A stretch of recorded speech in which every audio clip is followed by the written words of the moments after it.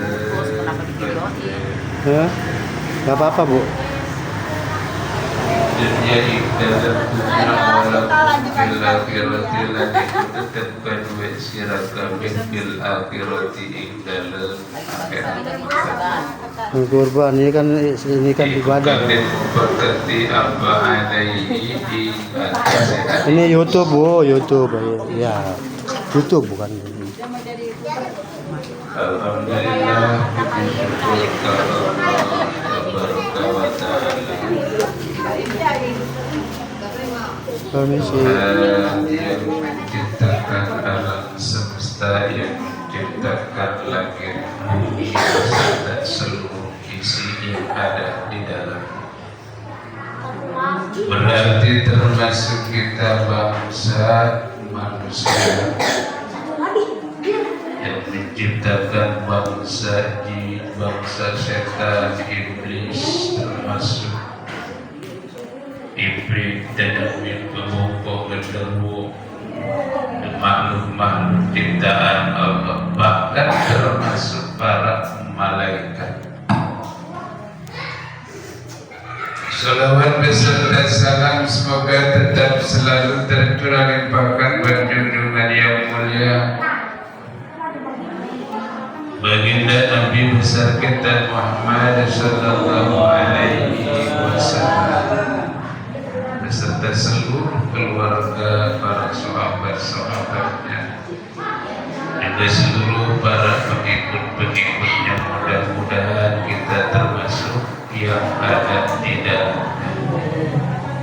Mudah-mudahan kelak nanti kita mendapatkan syafaat uzma dari baginda Nabi kita Muhammad sallallahu alaihi wasallam. Hadirin jamaah yang dimuliakan Allah, melanjutkan kita pada pembahasan Kitabul Nikah. Beres ngabas tentang babul aliyah, babul tohar, babul niat. Lanjut kepada babul aliyah. Apa itu artinya? Artinya bab tentang wadah atau tempat.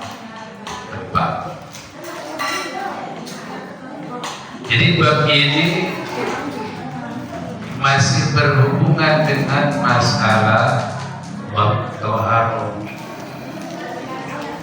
Apa sebab? Lantaran dalam toharoh itu ada yang namanya maqasidul toharoh, ada yang namanya wasilatul toharoh, ada yang namanya wasailul wasail. Jadi maqasidul toharoh itu apa sih? Maqasidul toharoh itu adalah macam kayak wudu. Terus kemudian apalagi tayamum, apalagi menghilangkan najis. Untuk apa? Untuk menuju kepada sholat. Sebab sholat nggak sah tanpa bersuci. Sholat nggak sah tanpa bersuci, tanpa wudu. Kalau sesuatu, kalau misalkan mandi mata masuk, kalau bukan punya hadas besar tanpa bersuci dari hadas besar, nggak sah. Kalau misalkan umpama tidak ada air tanpa tayamum, intinya tidak bersuci, itu nggak sah. Yang kedua wasilatul toharoh. Wasilatul toharoh, media bersuci ada berapa? Wasilatul toharoh itu ada 4. Dua-dua ya. Yang pertama air, kemudian yang keduanya debu, yang ketiganya maksudnya debu untuk tayamum, kemudian yang ketiganya batu untuk istinja, yang keempatnya menyamar. Itu media untuk bersuci atau wasilah toharoh.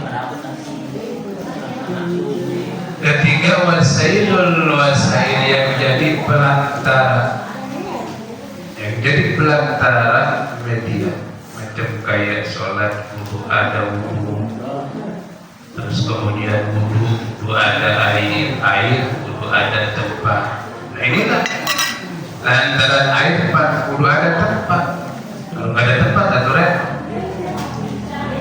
Maka disinilah dibahas babul hadiyah yang berhubungan dengan masalah tempat. Jadi yang akan dibahas dalam bab ini mengenai tempat-tempat. Tempat itu terbagi dua, ada yang haram, ada yang diperbolehkan. Makanya dibahas tentang masalah babul hadiyah, ngebahas tempat. Kenapa perlu dibahas? Karena itu tadi, sebab tempat itu ada yang haram, ada yang diperbolehkan. Yang mana tempat yang diharamkan? Nah, inilah yang akan dibahas dalam hadis. Pertama di babul hadiyah ini, yang sanad akhir hadis ini diriwayat daripada Sayyidina Hudzaifah bin Yaman. Dari Hudzaifah bin Yaman, yang gelarnya Hudzaifah bin Yaman ini sahibu sirri Rasulillah. Itu gelar sahabat Nabi yang bernama Sayyidina Hudzaifah bin Yaman. Jadi gelar beliau ini sahibu sirri Rasulillah. Beliau ini pemegang rahasianya Kanjeng Nabi. Sahabat Hudzaifah, pemegang rahasia Kanjeng Nabi. Jadi Kanjeng Nabi itu kalau ngobrol sama Sayyidina Hudzaifah terbuka. Apa aja diceritain sama Kanjeng Nabi kepada Sayyidina Hudzaifah. Maka sebelum sahabat-sahabat yang lain tahu, Sayyidina Hudzaifah ini udah lebih dulu tahu. Karena Nabi percaya dengan sahabat Hudzaifah ini, disebut digelari dengan gelar sahibu sirri Rasulullah. Beliau inilah yang memegang rahasia Kanjeng Nabi. Jadi sahabat Hudzaifah ini adalah orang yang sangat kuat di dalam memegang rahasia. Beliau itu orang yang sangat kuat dalam memegang rahasia, maka dipercaya oleh Kanjeng Nabi. Kanjeng Nabi kalau udah cerita ngobrol sama sahabat ini, itu udah gak takut-takut, sebab Kanjeng Rasul tahu Abu Hudzaifah itu orang yang sangat kuat di dalam memegang rahasia Kanjeng Nabi. Itulah sehingga orang pertama yang mengetahui tentang kemunafikan daripada Abdullah bin Ubay itu adalah Sayyidina Hudzaifah. Jadi sebelum sahabat yang lain tahu, Sayyidina Hudzaifah sudah dikasih tahu sama Nabi, ini munafik, ini munafik, ini munafik, ini munafik. Dan ini termasuk pemimpin yang munafik yang pernah, itulah Abdullah bin Ubay bin Salul, pimpinan daripada munafik iktikadi yang berpura-pura Islam. Kalau banyak dua-dua aja. Jadi sahabat Hudzaifah ini sahabat yang paling terpercaya dalam memegang rahasia Kanjeng Rasul. Termasuk orang yang pertama itulah mengetahui tentang kelompok-kelompok daripada munafikin. Pemimpin daripada Abdullah bin Ubay. Nah, Abdullah bin Ubay waktu dia sakit, jadi pernah Abdullah bin Ubay ketika sakit dia wasiat sama anaknya yang bernama Abdullah juga. Jadi anak Abdullah bin Ubay ini diberi nama Abdullah, cuma kalau anaknya ini termasuk sahabat Nabi, termasuk sahabat Nabi yang beriman, yang soleh, tapi bapaknya munafik. Bapaknya munafik intikoni alias kafir, tapi anaknya mah beriman ke Kanjeng Nabi, namanya Abdullah. Jadi si Abdullah bin Ubay bin Salul ini ketika dia sakit dia wasiat sama putra nanti kalau misalkan bapak mati, kata bapak, kata Abdullah bin Ubay bin Salul, kalau misalkan nanti mati, tolong minta baju dua Nabi. Jadi minta baju dubahnya Nabi. Buat apa? Untuk kain kafan. Sebab dia tahu, Abdullah bin Ubay bin Salul, dia tahu kalau misalkan nanti gua mati, pasti nanti gua bakal ditanya sama malaikat munkar di dalam kubur. Sedangkan gua kan munafik, pasti bakal disiksa. Makanya dia pinjam baju Nabi, maksudnya nanti kalau misalkan ditanya apa malaikat mungkar nakir, terus malaikat mungkar nakir mau ngegebuk, nggak jadi. Sebab gua pakai baju Nabi. Pemikir Abdullah bin Ubay bin Salul nyampe ke sini, pinter itu berarti. Jadi dianggapnya kalau dia pakai jubah Nabi, ketika dia mati, malaikat mungkar nakir nggak bakal berani menyiksa Abdullah bin Ubay al-Munafiq Intiqodi. Yang pertama. Terus yang kedua, minta supaya disolatin sama Nabi.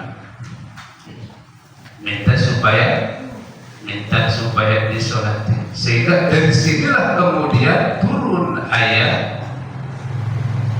Itulah ayat dalam surat At-Taubah kalau nggak salah ayat yang ke-84, wala tusalli ala ahadin minhum mata abada.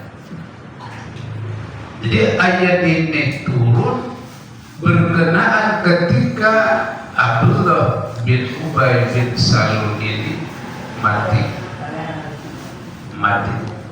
alias modal alias isted maut baik kalau sudah.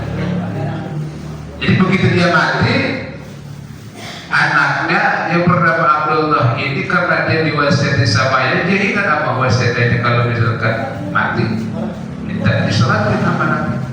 Datanglah anaknya ke kanjeng Rasul, anaknya datang ke kanjeng Nabi minta supaya bapaknya ini Abdullah bin Ubay ini yang munafik ini supaya disolatin sama Nabi. Jadi minta disolatin. Nah, kanjeng Rasul ketika itu lantaran beliau melihat putranya ini adalah merupakan anak yang soleh, termasuk kelompok daripada sahabat Nabi yang betul-betul mantap iman ke Allah. Jadi keinginan daripada putra ini supaya bapaknya disolatin sama Nabi, akhirnya dipenuhi oleh kanjeng Nabi karena memang jiwa kanjeng Nabi yang mulia. Kanjeng Nabi kan jiwanya mulia, walaupun sama musuh dia gak pernah merasa ada rasa benci itu kanjeng Nabi. Berarti itu tahu bahwa Abdullah bin Ubay itu adalah merupakan pemimpin daripada munafik Intiqodi. Musuh Islam benci ke kanjeng Nabi, memusuhi ke kanjeng Nabi. Kanjeng Nabi tahu, tapi beliau tetap karena yang dia lihat di anaknya, akhirnya disolatin juga tuh bapak. Padahal amat Sayyidina Umar mah ditegur, itu musuh, ngapain perlu disolatin? Kalau Sayyidina Umar kayak begitu, bab Jawa Sayyidina Umar sahabat tapi dia jadi belum benci jasa kalau Sayyidina Umar maka Abdullah bin Ubay bin Salul.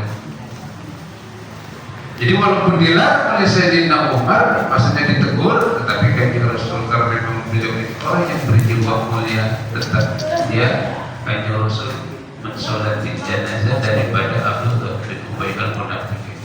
Dan begitu beres kanjeng Rasul pulang, lalu ditegurlah oleh Allah Subhanahu wa ta'ala, dan turun ayat wala tusalli ala ahadin minhum mata abada.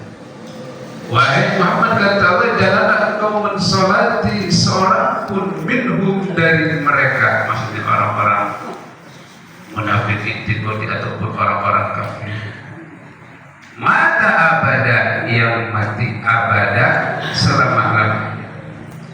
Maka dari mulai ayat ini turun ke kanjeng Rasul, maka di sini larangan untuk mensolati jenazah daripada orang-orang kafir, sehingga ulama mazhabul arba'ah ittifaq ala hukumnya mensolati jenazah orang kafir, baik yaitu kafir musyrikin. Siapa itu kafir musyrikin? Ada nggak di kita kafir musyrikin? Atau banyak itu penyembah tapeko, penyembah patung, itu namanya kafir musyrikin. Penyembah dewa-dewa itu namanya kafir musyrikin. Maupun golongan kafir, baik dia itu Yahudi termasuk Nasrani. Ada nggak di kita Yahudi? Kalau di Israel banyak Yahudi penyembah daripada Nabiullah Uzair alaihissalam. Jadi kalau orang Yahudi itu dia nyembahnya ke Nabi Uzair. Beda sama Nasrani. Nasrani nyembahnya ke Nabi Isa. Kalau di kita disebutnya Kristen. Nasrani itu Kristen, kelompok Kristen. Penyembah Isa. Kafir juga. Jadi ada sholat jenazahnya orang-orang kafir, baik itu musyrikin, Yahudi, termasuk Nasrani, juga termasuk munafik i'tiqadi alias kafir zindik atau Islam orientalis. Yang dia masuk Islam, dia belajar Islam, yang biasa ngaji, nyampur sholat sama kita orang Islam, tetapi di dalamnya dia bukan orang Islam. Di dalamnya dia adalah orang-orang kafir. Jadi cuma berpura-pura Islam itu namanya munafik i'tiqadi. Sebab beda sama munafik amali. Ini munafik i'tiqadi, bagian i'tiqad akidah. Kafir kalau misalkan masuk kelompok munafik i'tiqadi. Kalau munafik amali itu beda. Jadi beda antara munafik amali dengan munafik i'tiqadi. Kalau munafik amali itu biasa, kadang terjadi di diri kita umat Islam. Itu kadang di antaranya ciri munafik amali itu kata Nabi 3. Dia kalau ngomong suka ngebohong. Suka bohong itu munafik amali maksudnya. Tetapi dia tidak termasuk seperti munafik i'tiqadi. Kalau munafik i'tiqadi mah berarti kafir, kalau munafik amali mah paling jatuh hukum jadi disebut muslim berdosa sebab melakukan dosa, tapi nggak nyampe sampai daripada kekafiran kan, cuma jatuh hukum. Kalau munafik amali itu orang yang berdosa, jadi muslimnya disebut muslim berdosa, atau orang yang beriman berdosa karena melakukan kebohongan, terus atau dia melakukan perjanjian, terus kemudian dia tidak menepati janjinya, itu jadi munafik amali. Nah, lalu kemudian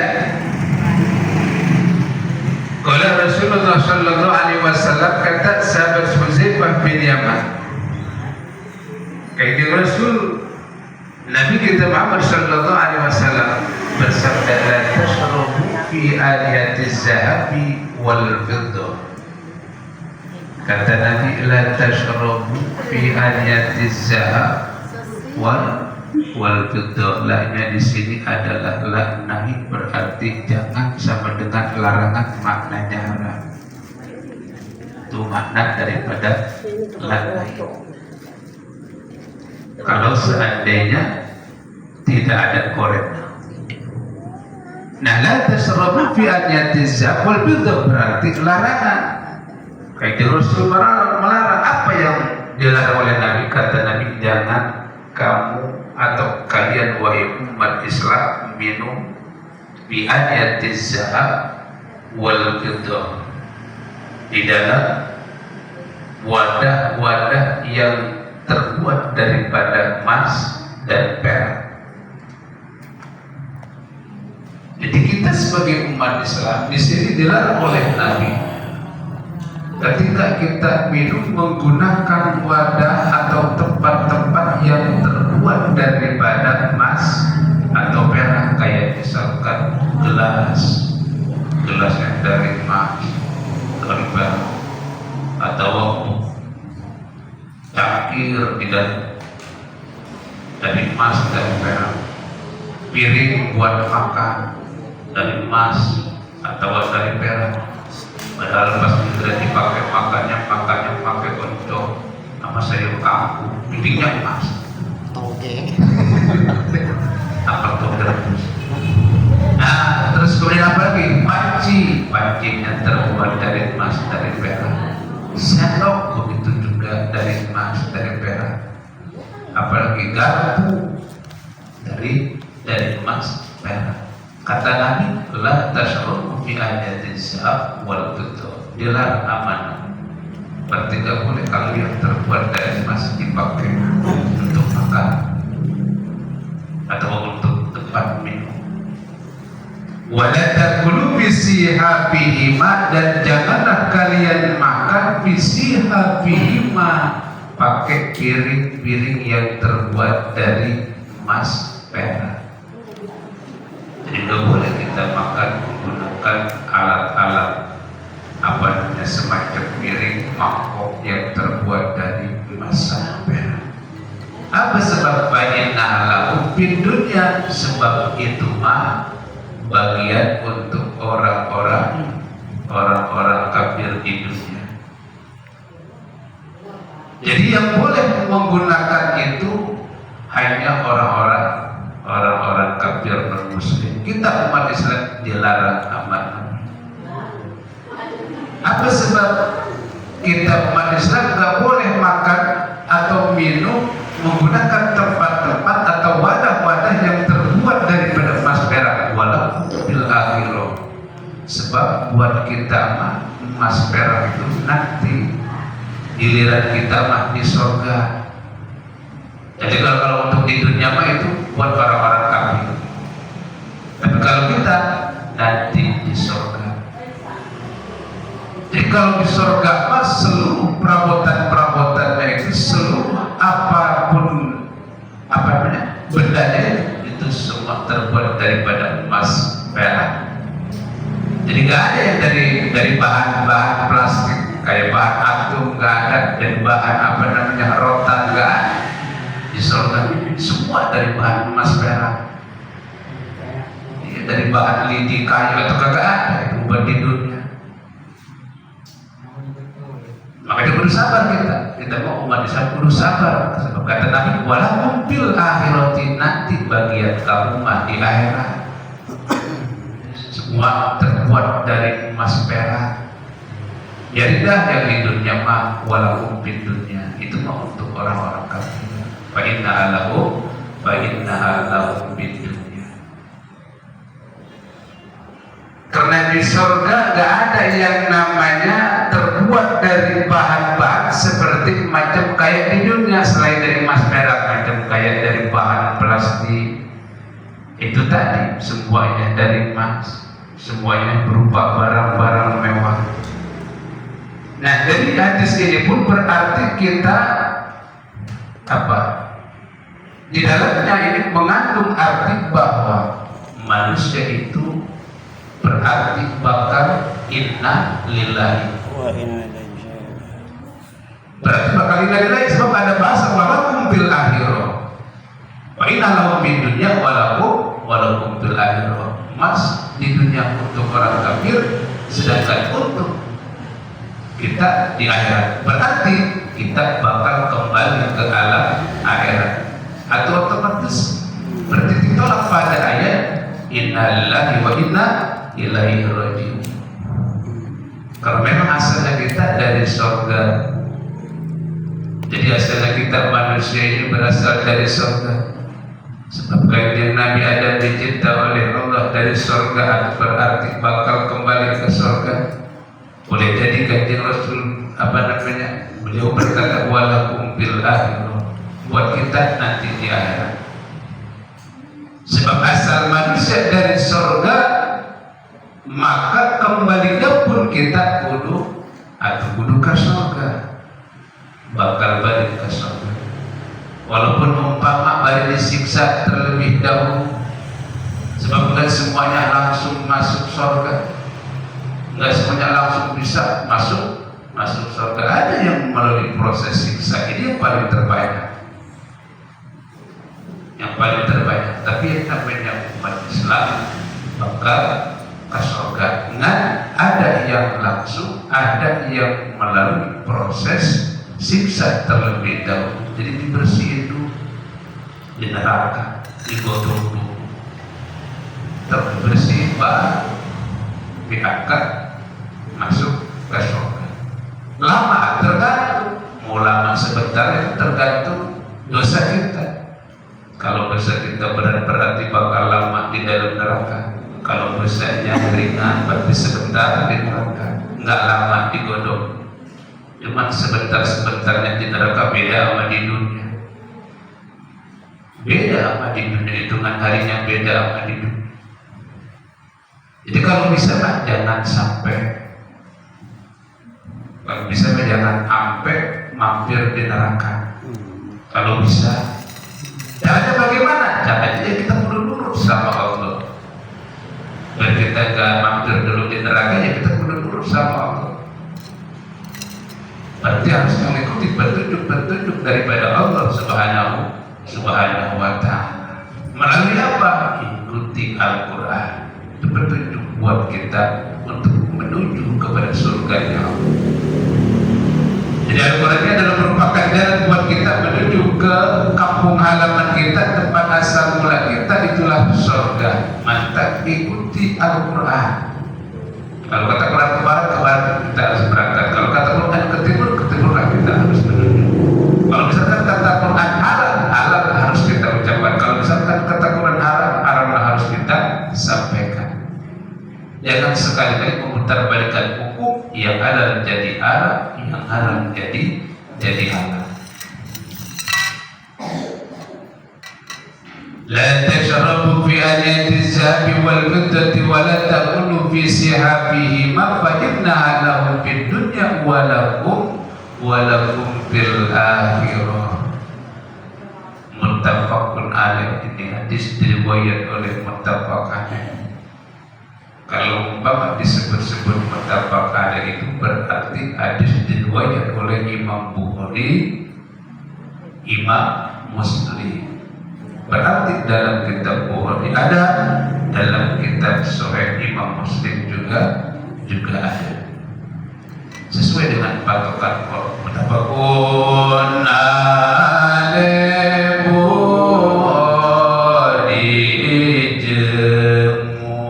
Muslim tawasyirun sebutan sejena. Nah, lalu kemudian wadah, kata tadi kalau yang terbuat dari emas perak itu kemudian dipakai untuk makan atau dipakai untuk minum, maka dia hukuman haram. Tapi kalau misalkan selain daripada itu, artinya yang bukan emas bukan perak, boleh. Kayak misalkan yang biasa kita pakai yang dari plastik, gelas aku, piring aku, atau yang dari beli, gelas beli, piring beli, itu boleh, sebab itu mah bukan dari emas perak. Atau ini mah apa namanya, dari jamur umpama, bikin piring yang pakai batu jamur, dia punya batu boleh, batu sapir lah umpama, dia bikin piring buat tempat piring juga jadi masak, sebab bukan emas bukan perak. Jadi pakai batu copong dia dibikinin gelas buat minum. Ntar kalau misalkan yang minumnya orang wadon pasti bakal demen yang aku. Kalau ini mah gelas copong umpama boleh kalau yang begitu, sebab itu mah bukan emas bukan perak, keluar dari emas perak. Selain dari emas perak mah boleh. Nah, kata Imam Nawawi dalam kitab Al-Minhaj menyatakan bahwa haram secara ijma itulah makan dari wadah emas atau perak. Siapa yang diharapkan di sini?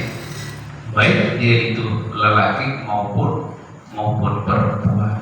Jadi nggak boleh lelaki perempuan makan menggunakan wadah-wadah atau tempat-tempat dari emas. Jadi kalau lagi perempuan. Tetapi kalau misalkan dalam bentuk perhiasan beda. Jadi yang dilarang di sini, yang nggak boleh di sini amat Nabi adalah emas, perak yang dijadikan sebagai alat wadah untuk makan minum. Tapi kalau misalkan dibikin dalam bentuk perhiasan, dipakai, boleh. Cuma boleh juga buat perempuan. Kalau laki sama, kalau laki nggak boleh. Laki pakai emas, lagi pakai emas. Walaupun duitnya banyak, itu mau buat perempuan. Yang boleh itu perempuan. Tapi kalau di bagian tempat-tempat mah baik dia itu perempuan tetap kalau buat perhiasan boleh perempuan pakai dari emas. Tapi kalau misalkan buat makan minum tetap nggak boleh. Itu ijma menurut Imam Nawawi dalam kitab Al-Minhaj.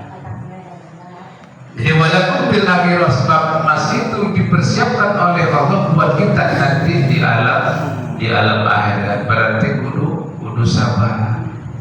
Karena di surga mah bakal diberi yang paling indah dari yang diberikan oleh Allah di dunia. Begitulah aturan Allah buat kita umat Islam.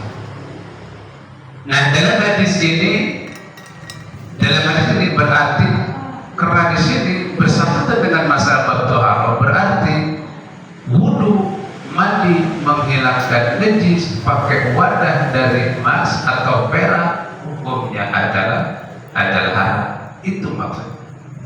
Jadi wudu pakai wadah dari emas, pancoran dari emas, dibuat itu enggak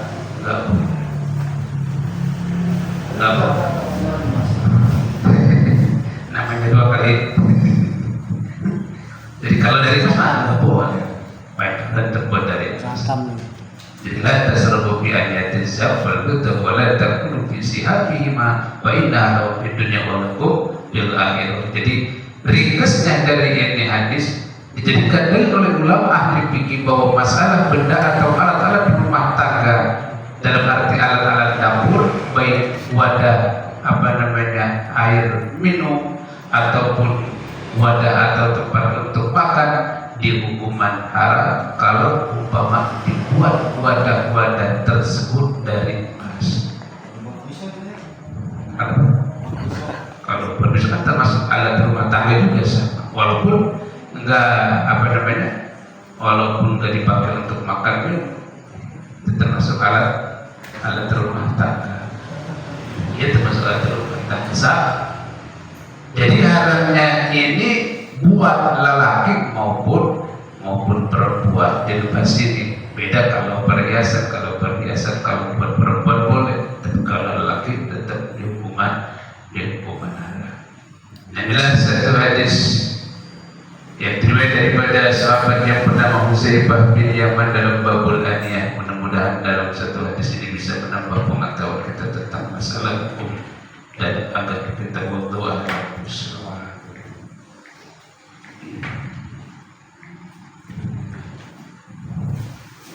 A'udzu billahi minasyaitonir rajim. Bismillahirrahmanirrahim. Qala rabbi shrah li sadri wa yassir li amri wa hlul 'uqdatam min lisani yafqahu qawli. Waj'alni waziran min ahli. Bismillahirrahmanirrahim. Qala al-mu'allif rahimahullah wa nafa'ana bi ulumihi wa amidana bi asrarihi. Amin. Bismillahirrahmanirrahim. Hari ini yang kedua. Oke, betul. Kaifa takfuruna billahi wa kuntum amwatan fahyakum summa yumitukum summa yuhyikum summa ilayhi turja'un. Wallahu a'lam bimuradi bizalika. Kaifa takfuruna alaikum kafir pada kafir sira kafir ya ahla Makkah ya ahlu Makkah billahi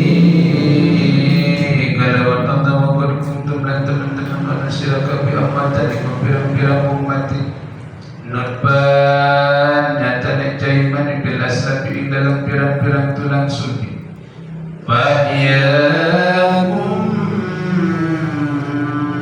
summa yumitukum maka muripakan ya Allah ing sira kabeh pilarami dalam pirang-pirang rahim dunia dan ing dalam dunia bitofiruhi lawan tiup rupikum ing dalam sira kabeh wa istifham lan utawi istifham ditajib iku karena pedah ta'jub min kufrin saking kekufuran ahlu Makkah bagian mil burhani serta tetap dalil aulil taubi atau karena ngamu oleh summa yumitukum maka kari-kari ngamunkeun ya Allah ing sira kabeh idati hayya ajalikum nalika dari matutuke pirang-pirang ajal sira kabeh summa yulikum maka kari-kari munipakeun ya Allah ing sira kabeh bil baksi kelawan dibangkitkan saking kubur summa ilaihi turja'un summa ilaihi maka kari-kari kumaring Allah turja'una maka kari-kari maring Allah turja'una dan balikan sira kabeh turja'una tegese dan balikan sira kabeh badal basi dalam sabusene dan bangkitkan saking kubur bayal jasikum bi'amalikum maka bakal ngawanes ya Allah ing sira kabeh bi'amalikum kalawan seke amal sira kabeh wa qala dalilan alal bas sekitar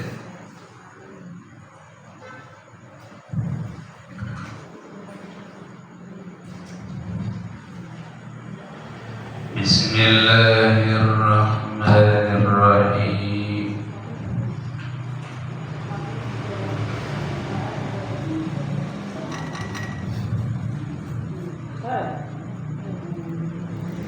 melanjut pembahasan tentang ayat tercantum dalam surat Al-Baqarah.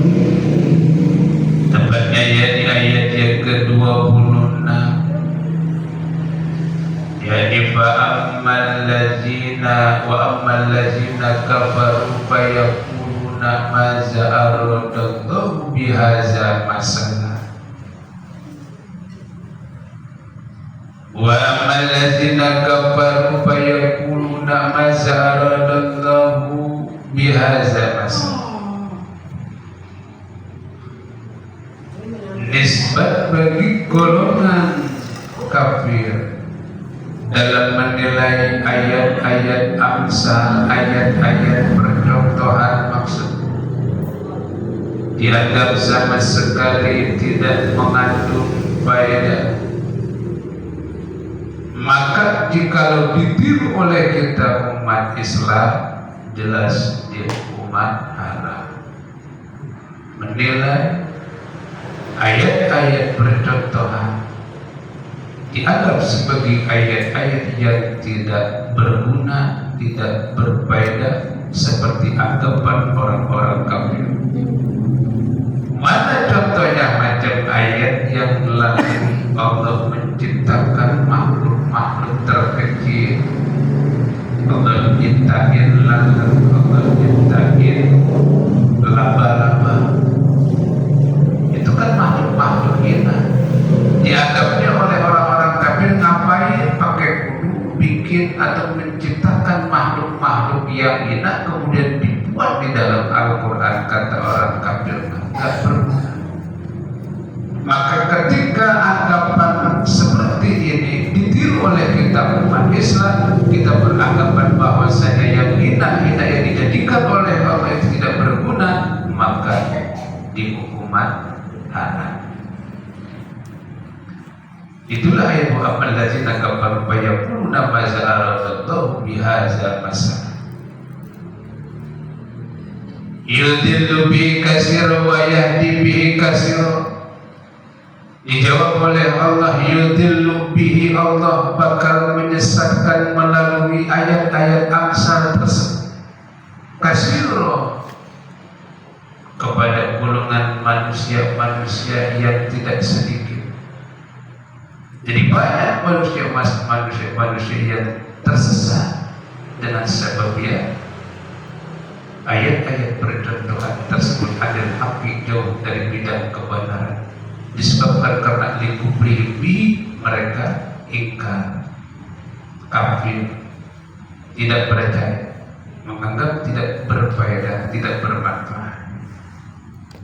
Tetapi sebaliknya wajah kasiro, banyak juga dari golongan-golongan manusia yang bakal mendapatkan petunjuk hidayah dari ayat-ayat Amsal tersebut, ayat-ayat percontohan tadi.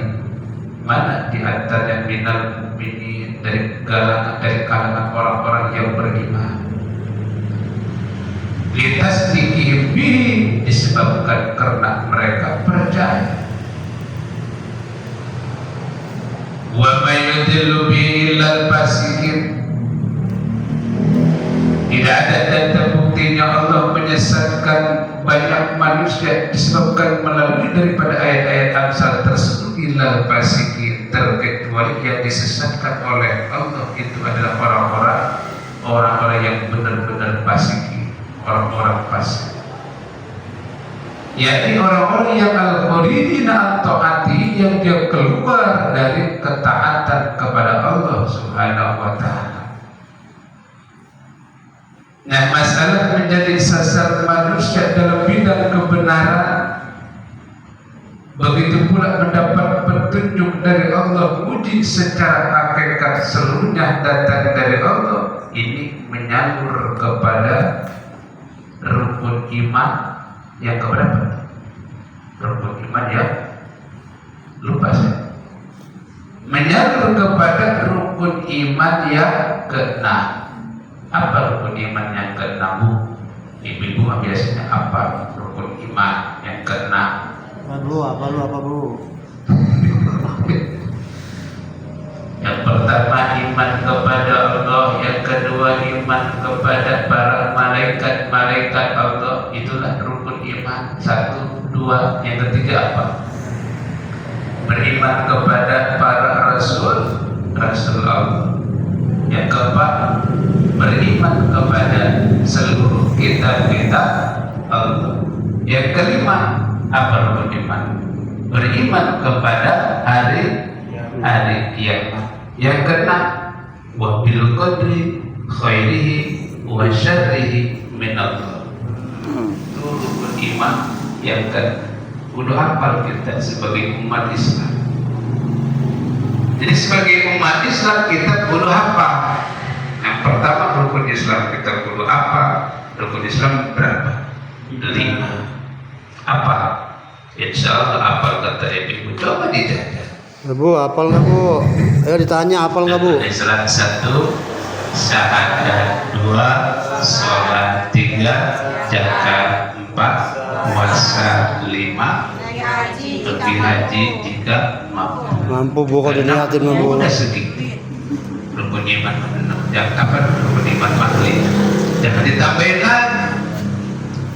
Rukun iman 6 itu tadi, iman kepada Allah, iman kepada para malaikat, iman kepada para rasul, beriman kepada seluruh kitab-kitab Allah, beriman kepada hari kiamat, beriman kepada takdir. Itu yang dimaksud dengan wabil qadri khairi wa syarrihi min Allah. Jadi secara hakikatnya seluruhnya datang dari Allah, menyalur kepada rukun iman yang ke-6, wabil qadri khairi wa syarrihi min Allah. Sasarnya manusia, diberi petunjuknya manusia, diuji secara hakikat itu datang dari Allah Subhanahu wa ta'ala. Alladzina yanquduna ahdallahi min ba'di mitsaqi. Alladzina yanquduna ahdallahi.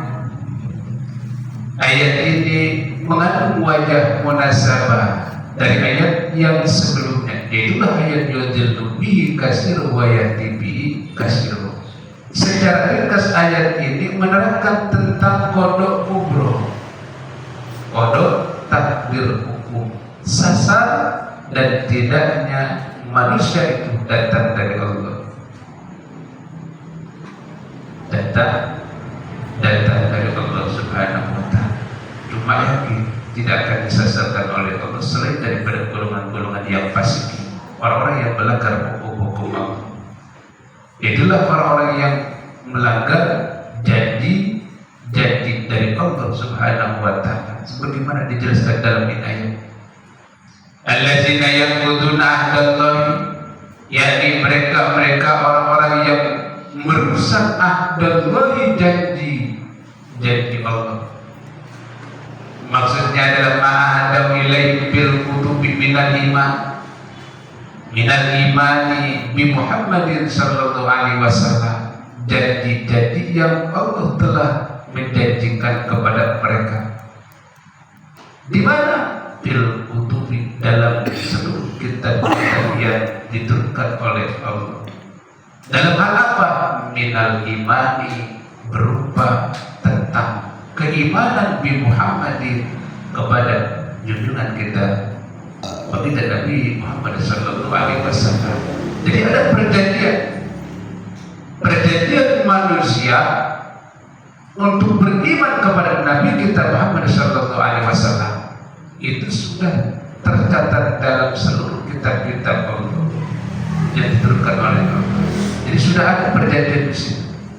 Setiap kitab yang diturunkan oleh Allah kepada para nabinya masing-masing itu sudah ada perjanjian untuk beriman kepada Nabi kita Muhammad sallallahu alaihi wasallam. Min ba'di misaqihi ay tawqidi alaihi. Sesudahnya dibukukan perjanjian Allah tersebut kepada mereka.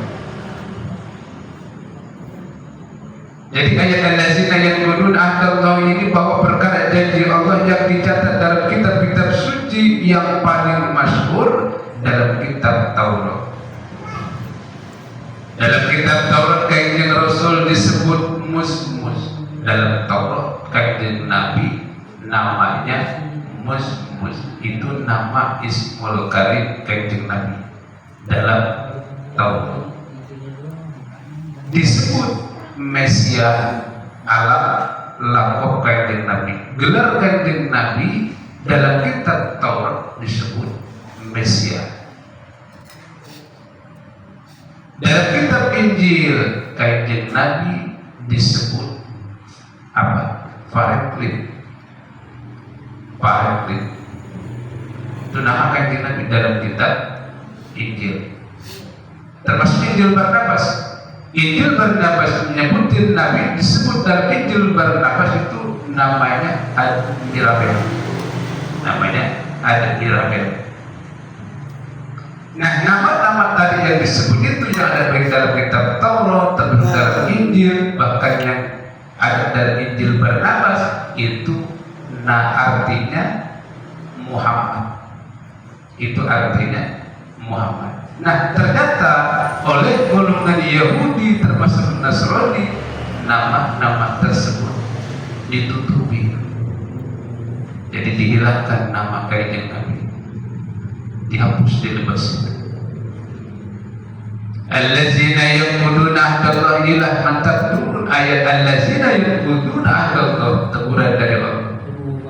Dibongkar kasus kebohongan mereka oleh Allah dari ayat ini tentang perjanjian mereka, yang kemudian perjanjian itu janji untuk beriman kepada Nabi, lalu kemudian perjanjian itu dilanggar oleh mereka.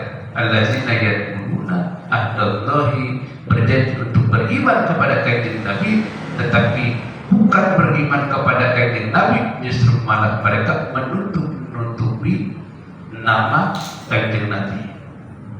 Padahal libat dinisaki setelahnya mereka membuat perjanjian.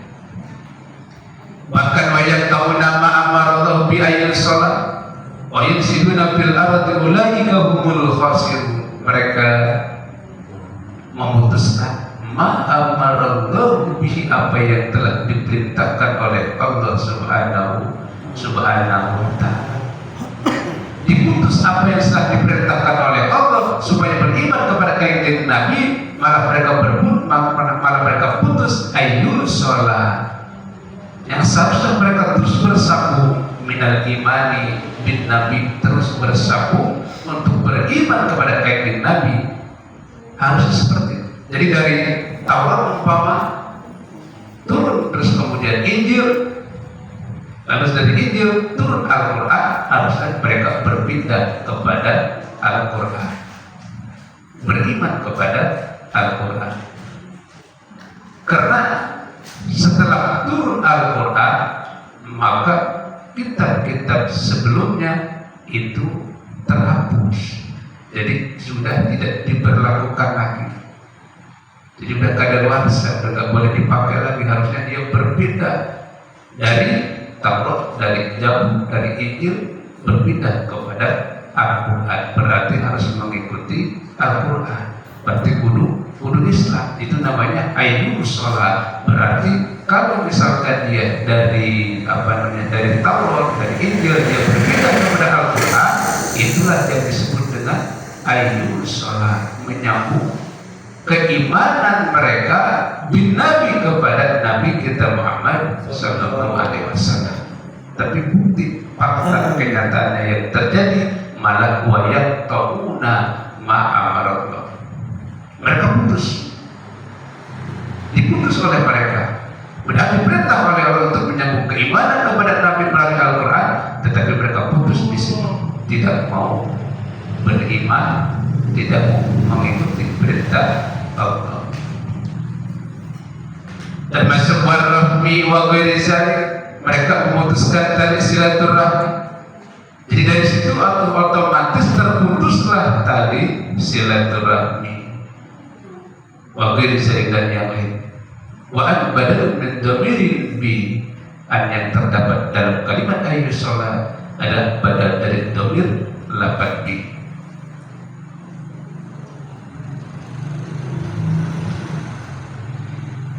Jadi ayat-ayat tahu nama amarullah ini oleh ulama tazkiro.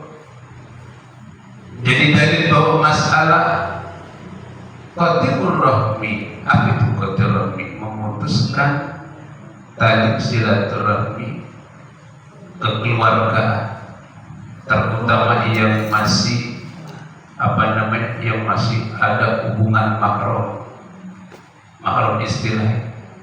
Jikalau sampai terputus hubungan, hukumnya haram. Memutuskan tali silaturahmi hukumnya adalah haram. Apalagi kalau masih ada hubungan mahram. Karena silaturahmi yang masih ada hubungan mahram itu hukumnya adalah fardhu ain. Jadi kita bersilaturahmi dengan orang yang masih ada hubungan mahram dengan kita, hukumnya adalah fardhu ain, berarti wajib. Tapi kalau misalkan ghair mahram sesama Islam, hukumnya fardhu kifayah. Itu hukum silaturahmi. Jadi bersilaturahmi kalau masih ada hubungan keluarga itu hukumnya fardhu ain. Kalau misalkan sesama muslim berarti ghair mahram, itu hukumnya fardhu kifayah. Memutuskan tali silaturahmi terhadap keluarga yang mahram hukumnya adalah haram. Jadi jangan sampai kita memutuskan silaturahmi sama keluarga. Itulah yang dimaksud dengan ayat wa yaqta'una ma amarallahu bi ainus sholat bi wa yufsiduna fil ard. Menurut ulama tazkiro. Jadi dalil tentang masalah qatirur rahmi, memutuskan tali silaturahmi. Wa yufsiduna fil ardi ulaika humul khasirun. Mereka orang-orang kafir adalah orang-orang yang membuat kerusakan fil ardi, di muka bumi. Dengan sebab apa? Bil ma'asi, dengan sebab kemaksiatan mereka. Dengan sebab maksiat. Jadi kemaksiatan yang dilakukan oleh manusia di permukaan bumi ini itu adalah merupakan perusak bumi. Jadi gak cuma hanya nebangin pohon. Kita kan tahunya yang merusak bumi itu merusak alam. Kayak misalkan nebangin pohon atau ngambil pasir laut. Tapi termasuk yang bisa merusak alam ini adalah merupakan bil ma'asi. Maksiat itu adalah merupakan sebabnya yang menjadi sebab rusaknya bumi. Sehingga wajar kalau seandainya terjadi ada yang namanya tsunami, ada yang namanya gempa longsor, itu disebabkan karena gak cuma hanya dari faktor alam, tetapi juga dari faktor kemaksiatan yang dilakukan oleh manusia, sehingga disunamikan oleh Allah. Karena udah gak bisa dicegah, disebabkan karena udah gak bisa dicegah oleh manusia, oleh para warasatul anbiya, dinasihatin, tetapi tetap terus bermaksiat kepada Allah, maka ya kayak begitu deh. Karena udah cukup dengan nasihat, tetapi ternyata gak mau didengarin juga, maka Allah lah langsung yang akan bertindak langsung menghukumi manusia. Jadi terjadinya kerusakan di muka bumi ini itu diawali sebabnya oleh manusia dulu. Jadi enggak ujung-ujung langsung Allah siksa mereka, enggak. Kayak misalkan di tsunami itu enggak mungkin langsung oleh Allah. Di tsunami yang dibuat enggak, pasti ada sebabnya dulu. Sebab kalau misalkan enggak ada sebabnya, tahu-tahu oleh Allah di tsunami, dibanjirin atau diputin beliungin atau digempakan oleh Allah tanpa ada sebab, ada zolim Allah berarti. Karena kan Allah tak mustahil zolim. Ada sebab di situ yang menyebabkan oleh Allah negeri tersebut disunamikan oleh Allah. Macam kayak umat-umat terdahulu, umat kayak Nabi Nuh yang tak dibanjirkan oleh Allah, ditenggelamkan di dalam banjir tersebut, dibinasakan oleh Allah. Sebabnya yaitu karena mereka tidak mau beriman kepada Allah melalui kajian Nabi Nuh alaihissalam. Allah kirim kajian Nabi Nuh, diutus oleh Allah, berikan nasihat mereka supaya jangan sampai nanti turun azab Allah. Kalau dia nurut sama Nabi Nuh selamat, kalau nggak nurut jadi siksa sama Allah. Akhirnya karena nggak nurut, turunlah siksa, dibanjirkan oleh Allah. Akhirnya kemudian tenggelam semua. Yang selamat cuma hanya orang-orang yang beriman kepada kajian Nabi Nuh alaihissalam. Yang beriman kepada kajian Nabi Nuh alaihissalam jumlahnya cuma 80 orang, 40 lelaki, 40 perempuan. Dalam ratusan tahun kajian Nabi Nuh cuma yang beriman 80 orang. Sisanya dibinasakan semua oleh Allah Subhanahu wa Ta'ala karena berada di dalam kekafiran. Jadi ketika Allah turunkan musibah, baik itu berupa bencana-bencana alam, banjir, tsunami, gempa, puting beliung, longsor, itu ada sebab-sebab. Diawali dengan sebab-sebabnya dulu. Enggak langsung Allah tsunami, enggak langsung Allah banjirin, enggak langsung Allah gempain, enggak. Sebab kalau misalkan langsung digempain, yaitu tadi berarti kan Allah zalim. Enggak ada sebab, enggak ada apa, enggak ada salah, enggak ada apa, kenapa harus digempain? Berarti ada sebab di situ. Inilah sebabnya wa yusiduna fil ardi bil maksiat. Jadi maksiat itulah yang menjadikan sebab dibencanakan oleh Allah Subhanahu wa Ta'ala, yang akhir kemudian berdampak kepada kebinasaan. Korban itu akibat daripada maksiat manusia. Kalau bicara korban, nggak peduli mau dia itu orang yang soleh maupun dia itu orang yang durhaka, tetap kena dampak. Yang beriman, yang tidak beriman, tetap kena dampaknya. Yang taat, yang tidak taat, yang soleh, yang nggak soleh, tetap kena dampaknya. Dengan beda, ada perbedaan. Sekalipun itu orang yang dia soleh, lalu kemudian dia mati di dalam bencana tersebut, beda. Jadi matinya beda. Itu doang yang membedakan, itu matinya doang yang beda. Kalau matinya ke surga, kalau matinya ke neraka, itu doang paling beda. Mati mah mati. Jadi kena dampak. Jadi keperluan di situ apa? Di situ ada orang yang soleh, tetap kalau memang dia kena dampak bencana dia harus mati. Kalau kena dampak bencana, cuman bedanya matinya dia itu jadi sakit kemudian masuk surga. Beda apa yang mati disebabkan karena dia bermaksiat atau ke neraka. Jadi wajib siduna fil ardil ma'asi wa ta'wiki anil iman. Itulah yang menjadi sebabnya rusaknya alam adalah merupakan maksiat manusia disebabkan maksiat kita. Wa ta'wiki anil iman. Disebabkan maksiat kita yang udah nggak bisa dicegah, udah nggak bisa ditahan sama kiai, udah nggak mempan dinasehatin. Jadi udah nggak kebendung sama manusia, sama para ulama, para kiai yang memang mereka itu adalah merupakan warasan Nabi yang tugasnya memberikan nasihat. Jadi udah nggak mempan, karena udah nggak mempan, Allah lah ya. Kalau bahasa kita, Allah lah yang turun tangan. Karena udah gak apa-apa, nama manusia udah gak apa-apa, Allah lah yang bertindak. Itulah dibencanakan oleh Allah Subhanahu wa ta'ala.